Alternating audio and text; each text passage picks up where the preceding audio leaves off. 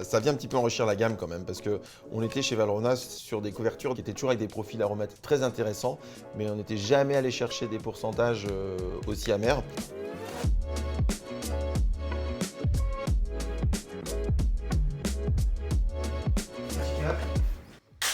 Wow.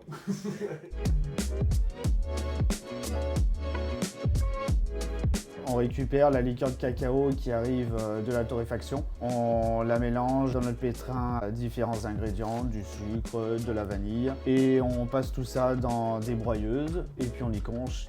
Le produit, à force de brasser dans la conche, va se reliquéfier et avoir une texture un peu plus souple.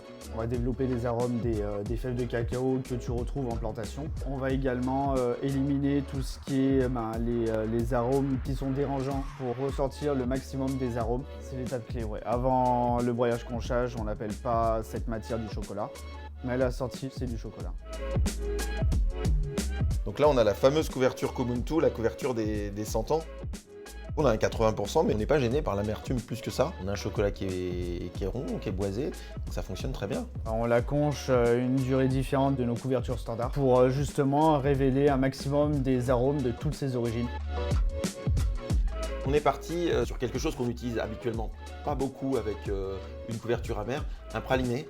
Donc on a fait un praliné amande noisette de manière relativement traditionnelle. Praliné qu'on a épaissi avec la couverture Komuntu. Praliné qu'on a fait à l'orange.